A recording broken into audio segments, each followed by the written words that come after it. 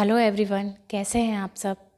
Hope so आप सब अच्छे होंगे और रेगुलर बेसिस में एक्सरसाइजेस कर रहे होंगे। तो गाइस, मैं डॉक्टर प्रगति आज फिर से आप सबके साथ हूँ। तो गाइस, मैं आज आपके लिए लेके आई हूँ एक नया टॉपिक जिसका नाम है डायबिटीज़। डायबिटीज़ आप तो जानते ही होंगे कितना नॉर्मल डिजीज़ आज हमारे देश में हो गया है।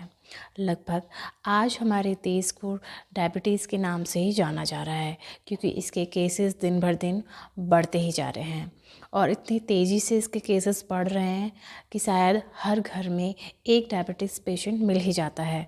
तो आज इस वीडियो में मैं आपको इसी चीज़ पे इंफॉर्मेशन देने वाली हूँ कि डायबिटीज़ पेशेंट की जब स्टार्टिंग होती है तो कैसे उसे सिम्टम्स आते हैं, क्या लक्षण उसके रहते हैं, ये सब आज हम इस वीडियो में जानेंगे। और किन किन चीज़ों के लिए उन्हें सावधान रहना चाहिए और क्या उन्हें करना चाहिए और क्या नहीं, आज हम इस वीडियो में जानने वाले हैं। तो गाइस, इससे पहले मैं अपना वीडियो स्टार्ट करूं, अगर मेरा चैनल अभी भी किसी ने सब्सक्राइब नहीं किया है तो सबसे पहले आप मेरा चैनल सब्सक्राइब करें, लाइक करें और लोगों तक मेरे इस चैनल को शेयर करना ना भूलें। तो चलिए गाइस, देर ना करते हुए अब आगे बढ़ते हैं।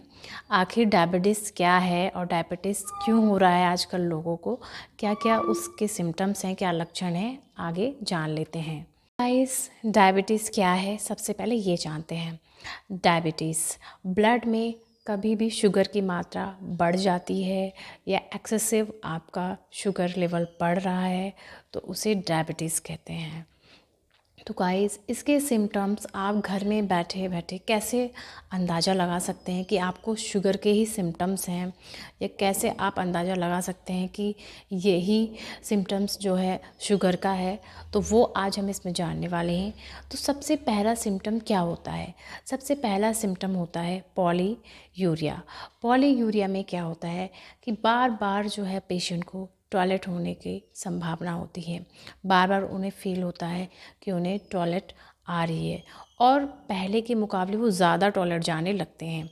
रात को ज़्यादा उन्हें फील होता है, बार बार उन्हें उठ के जाना पड़ता है, वॉशरूम बार बार उन्हें जाना ही पड़ता है। तो ये समस्या सबसे पहली जो है इसमें देखी जाएगी।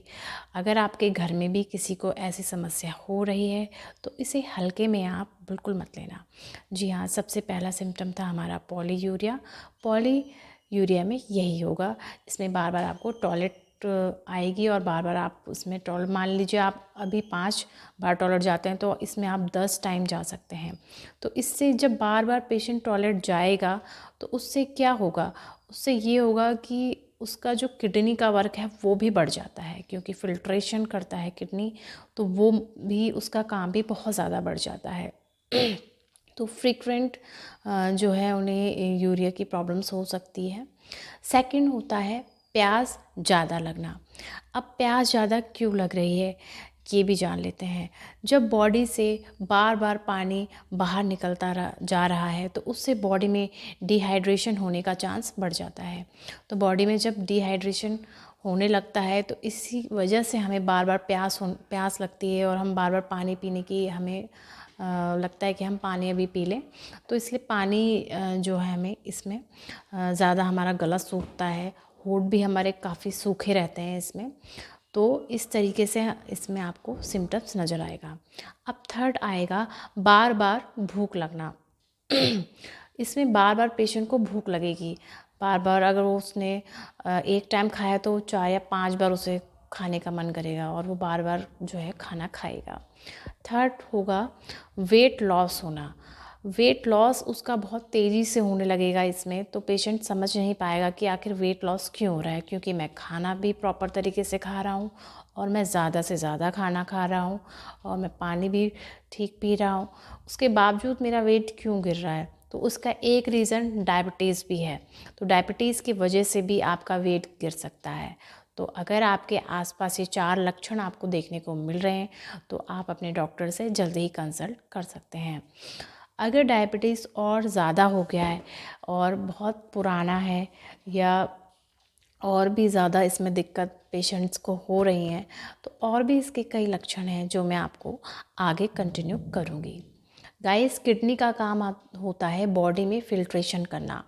तो जब किडनी का काम बॉडी में फ़िल्ट्रेशन करना होता है तो क्योंकि बॉडी में जितना भी हमारे ब्लड के अंदर अगर कोई शुगर की मात्रा बढ़ रही है तो जो किडनी होता है हमारे शरीर से वेस्टेज मटेरियल क्लियर आउट करता रहता है, तो वो पानी के थ्रू करता ही रहेगा। तो उसके लिए पानी का इनटेक भी हमें सबसे ज़्यादा लेना है इसमें, क्योंकि इसलिए डायबिटीज़ पेशेंट को बोला जाता है कि आप पानी ज़्यादा से ज़्यादा पिएं, क्योंकि हमारा किडनी का जो काम है बहुत ज़्यादा बढ़ जाता है उसमें। जी हाँ, अब हम आगे के सिम्टम्स में बढ़ते हैं। इसमें जो पेशेंट होता है उनको थकावट बहुत महसूस होती है, सुस्ती बहुत आती है। अगर वो ज़रा सा भी चल रही हैं तो वो थक जाएंगे, ज़रा सा भी उन्होंने कुछ काम किया है तो वो थक जाएंगे, तो उन्हें थकावट का एहसास जो है बहुत जल्दी हो जाएगा। उसके बाद हम देख सकते हैं उन्हें हेडेक भी रह रहा है, अगर वो कुछ काम वाम कर रहे हैं या कहीं से आ रहे हैं तो एकदम से वो थकेंगे भी, और उनकी कहीं ना कहीं हेडेक भी उन्हें हल्का फुल्का रह सकता है। महिलाओं में ख़ास तौर से इसमें एक चीज़ देखी गई है, शुगर वाली जो महिलाएं होती हैं अगर वह परहेज़ नहीं कर रही होती हैं तो उनको यूटीआई होने का बहुत बड़ा चांस होता है, जिस वजह से उनके उस एरिया में ईचिंग होने का चांस हो सकता है, जलन होने का चांस हो सकता है। तो महिलाएं जो हैं वो अपना थोड़ा ध्यान रखें, पानी जो है ज़्यादा से ज़्यादा पिएं। पुरुषों में भी बेलेनाइटिस करके एक प्रॉब्लम्स होती है, वो देखने को मिल सकती है। उनके प्राइवेट एरिया में सूखापन आने लगता है, वहाँ की स्किन जो है बहुत चेंज होने लगती है। तो इस तरीके से चेंजेस जो हैं पुरुषों में नज़र आएंगे। और इसमें अगर आप आगे और सिम्टम्स देखना चाहेंगे तो एज के साथ साथ इसमें बहुत सारे चेंजेस हमें देखने को मिल सकते हैं। मान लीजिए बॉडी में हमें नमनेस हो रही है, टिंगलिंग सेंसेशन भी होती है, बर्निंग भी हो सकती है, क्योंकि हमारी नसें भी हैं आसपास की, उनमें भी फ़र्क पड़ता है। कहीं ना कहीं हम डायबिटीज़ से हमारे सारे ऑर्गन्स में धीरे धीरे फ़र्क पड़ना स्टार्ट हो जाता है। अगर हम उसे कंट्रोल नहीं करते या हम ध्यान नहीं दे रहे हैं तो इस तरीके का फ़र्क भी उसमें पड़ने लगता है। इसमें हमें ड्राइनेस, हमारी जो स्किन रहेगी वो बहुत ड्राई रहेगी और हमें जो है लगेगा कि ऐसा क्यों हो रहा है। अगर आपको किसी भी तरीके की चोट लग रही है, अल्सर्स हो रहे हैं, वो जल्दी से नहीं भरेंगे। कोई भी वुंड हो रहा है तो वो जल्दी से घाव आपका नहीं भरेगा, तो वो पहले के मुकाबले आपका अभी इतनी आसानी से नहीं भरता है, बहुत लेट उसे लगता है रिकवर होने में। उसके बाद आप उसमें देखते हैं डायबिटिक रेटिनोपैथी भी इसमें आपको देखने को मिल सकती है। इसमें विज़न ख़राब होने के चांसेस होते हैं, आपको धुंधलापन दिख सकता है। तो आँखों में भी जो है डायबिटीज़ अपना बहुत बड़ा फ़र्क छोड़ देती है। तो इसलिए हमें डायबिटीज़ बिल्कुल हल्के में नहीं लेना है।